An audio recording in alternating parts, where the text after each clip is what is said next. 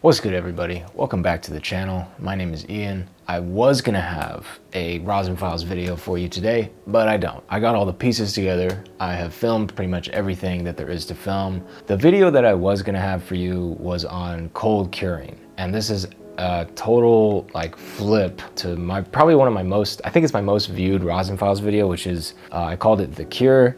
It was all about my discovery of heat curing, like the fact that you can easily heat cure your rosin using your own rosin press is interesting. Like, I thought that that was very cool. It was a neat discovery for me. And I feel like a lot of people felt the same way. Like, they watched the video, they discovered something new, they learned that they could do that, and it was exciting. But I didn't continue doing that with my rosin for very much longer. After discovering that I could, I started to think about whether I should, right? And actually pretty much 100% of the time now, I don't heat cure my rosin because the rosin takes a hit. Like, it is a useful process if you have a large quantity, especially if you're gonna sell that large quantity and you want to achieve a batter-like consistency quickly. You can do it via heat cure. If you want to achieve decarboxylation, like a syrupy or a jam consistency, or you're going for diamonds or something like that, then heat curing can play a role. But if you are going for quality rosin, if you want something better, then cold curing is really the way to go, which is what I set out to make a video about. What I set out to make a Rosin Files video about was cold curing. And so I've been cold curing a jar of rosin in my fridge for like 4 or 5 days, and yeah, it's not ready.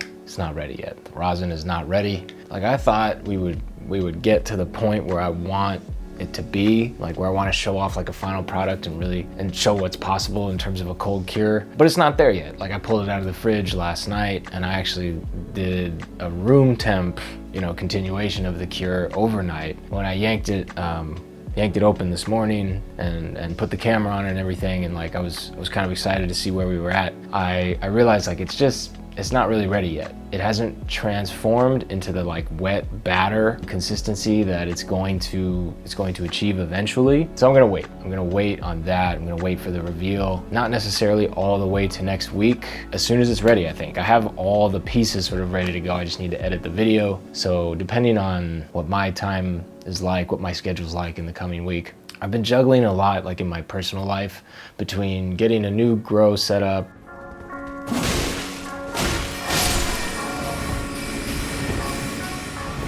just work, being a little bit extra lately.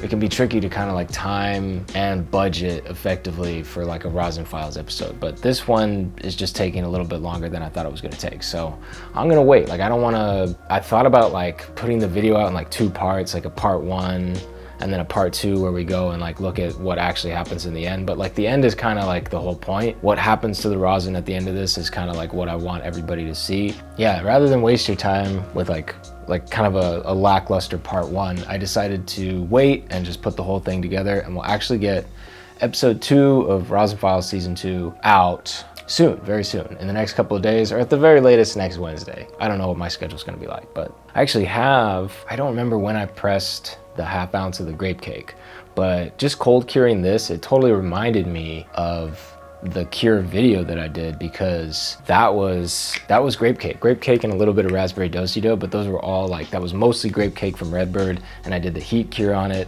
It battered up right away. It kind of became chalky, a day or 2 after battering it up, because the terps had left.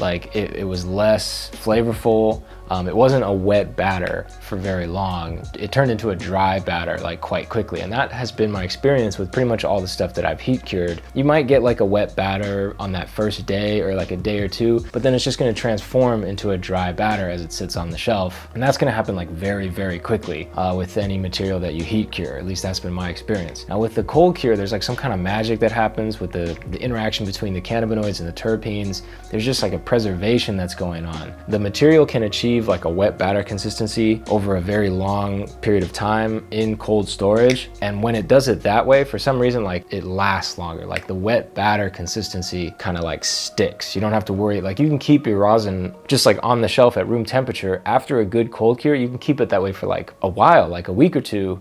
Like this grape cake, I've been consuming it for probably a week or more, and it's been sitting on the shelf at room temperature during all that time, and it still is maintaining this nice wet terpy batter consistency. That wouldn't happen with a heat cure. I think that's the magic of the cold cure, and that is what we're going to get into on the next episode of Rosin Files. I don't know exactly what's happening, like scientifically or like molecularly or whatever, but something is definitely happening with all the compounds, the terpenes especially, within the mix, and the way that they're being preserved in the cold cure is really something. And so the Collision Kush here that I pressed, when it finally transforms and when it's really ready to go in a wet batter and everything, then we can pull it out, we can look at it, we can talk about the whole process. So hit the bell, keep an eye out for that. It's coming soon. Don't know if it's gonna be next Wednesday, like I said, but it's gonna be here as soon as I can get it here. As for today, I'm sorry, this is a short, just kind of update video. I don't really have a whole lot of new content for YouTube today. As usual, over on Twitch, we're gonna be doing the weekly smash, 4 p.m. I'm gonna go live.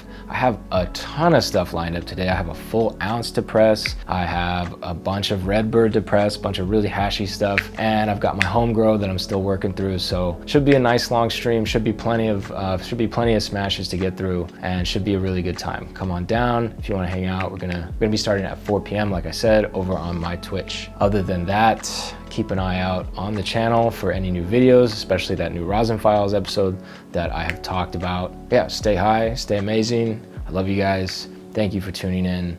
I will see you guys in the next video.